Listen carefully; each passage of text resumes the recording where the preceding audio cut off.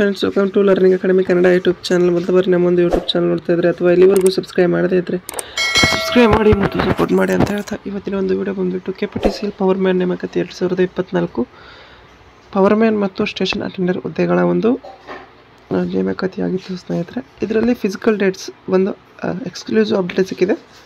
ಆ ಒಂದು physical dates ಬಗ್ಗೆ ಇವತ್ತಿನ ಒಂದು ವಿಡಿಯೋದಲ್ಲಿ ಶಾರ್ಟ್ ಆ್ಯಂಡ್ ಸ್ವೀಟಾಗಿ ನೋಡ್ತಾ ಹೋಗೋಣ. ಒಂದು 2-3 ನಿಮಿಷ ವಿಡಿಯೋ ಇರುತ್ತೆ ಅಷ್ಟೇ. ಅದನ್ನು ಫುಲ್ ನೋಡಿ ನಿಮಗೆ ಈ ಒಂದು ಫಿಸಿಕಲ್ ಬಗ್ಗೆ ಕಂಪ್ಲೀಟ್ ಆದಂಥ ಮಾಹಿತಿ ದೊರೆಯುತ್ತದೆ.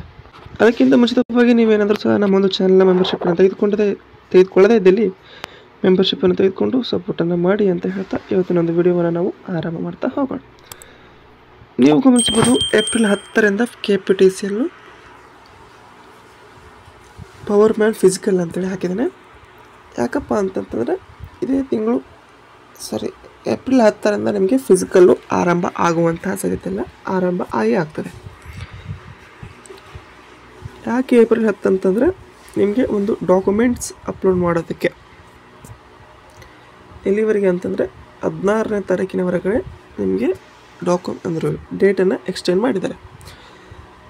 ಅಲ್ಲಿಂದ ನೀವು ನೋಡೋದಾದರೆ ನಿಮ್ಮೊಂದು ಡಾಕ್ಯುಮೆಂಟ್ಸ್ ಎಲ್ಲ ವೆರಿಫಿಕೇಷನ್ ಮಾಡೋದಕ್ಕೆ ಈ 1 ಮಂತ್ ಫುಲ್ ಆದರೂ ನಿಮಗೆ ಮುಂದಿನ ಒಂದು ತಿಂಗಳ ಮೊದಲ ವಾರದಲ್ಲಿ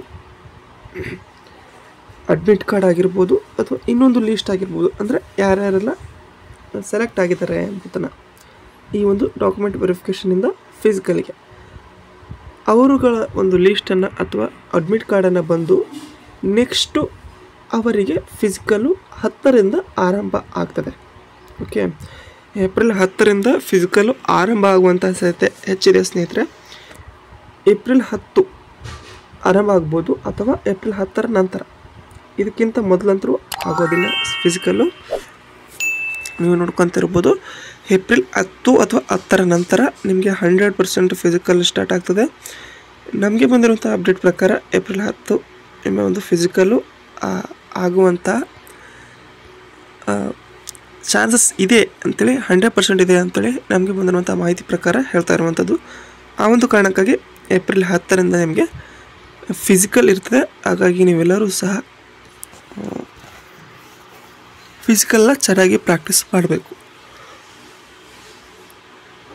ನೆಕ್ಸ್ಟು ಫಿಸಿಕಲೇ ಬೇಕಾಗುವಂತಹ ಒಂದು ದಾಖಲೆಗಳು ಅಂದರೆ ಡಾಕ್ಯುಮೆಂಟ್ಸ್ ಏನೇನಪ್ಪ ಅಂತಂದರೆ, ನಿಮಗೆ ಒಂದು ಆಧಾರ್ ಕಾರ್ಡ್ ಆಗಿರ್ಬೋದು, SLC ಮಾರ್ಕ್ಸ್ ಕಾರ್ಡ್ ಏನು ಬೇಕಾಗಿರೋದಿಲ್ಲ. ಬಟ್ ನಿಮ್ದು ಏನಾದರೂ ಅಲ್ಲಿ ತಿದ್ದುಪಡಿ ಆಗೋಗಿದ್ರೆ, ಅಂದರೆ ಹೆಸರು ಚೇಂಜ್ ಇತ್ತು, ಡೇಟ್ ಆಫ್ ಬರ್ತ್ ಚೇಂಜ್ ಇತ್ತು, ID ಪ್ರೂಫಲ್ಲಿ ಅಂತಂದರೆ SLC ಮಾರ್ಕ್ಸ್ ಕಾರ್ಡು, 1-2 ಫೋಟೋ ಇಷ್ಟು ತೆಗೆದುಕೊಂಡೋದ್ರೆ ಆಯಿತು ಸ್ನೇಹಿತರೆ. ನಿಮ್ಮದೊಂದು ಕ್ಯಾಸ್ಟ್ ಸರ್ಟಿಫಿಕೇಟು.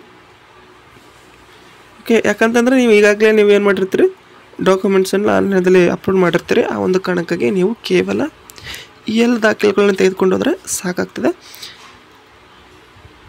ಇವಿಷ್ಟು ನೀವು ಡಾಕ್ಯುಮೆಂಟ್ಸನ್ನು ತೆಗೆದುಕೊಂಡು ಹೋಗಬೇಕು. ನೀವು ಇನ್ನೂ ಯಾರು ಸಹ ಅಪ್ಲೋಡ್ ಮಾಡಿಲ್ಲ, ಬೇಗನೆ ಎಲ್ಲರೂ ಸಹ ಅಪ್ಲೋಡ್ ಮಾಡಿರಿ ಡಾಕ್ಯುಮೆಂಟ್ಸ್ ಅಪ್ಲೋಡ್ ಮಾಡಿ.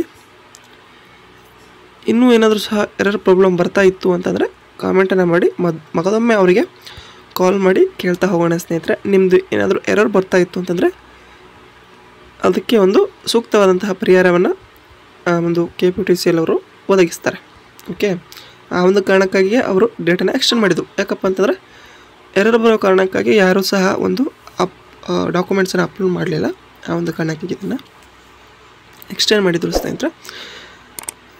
ಇದು ಇವತ್ತಿನ ಒಂದು ವಿಡಿಯೋ ಆಗಿತ್ತು. ವಿಡಿಯೋ ನಿಮಗೆ ಏನಾದರೂ ಇಷ್ಟ ಆಯಿತು ಅಂತಂದರೆ ಲೈಕ್ ಮಾಡಿ, ಶೇರ್ ಮಾಡಿ ಮತ್ತು ತಪ್ಪದೆ ಸಬ್ಸ್ಕ್ರೈಬ್ ಮಾಡಿ ಅಂತ ಹೇಳ್ತಾ ವಿಡಿಯೋ ಇಷ್ಟಕ್ಕಾಗಿ ಧನ್ಯವಾದ. Thanks for watching.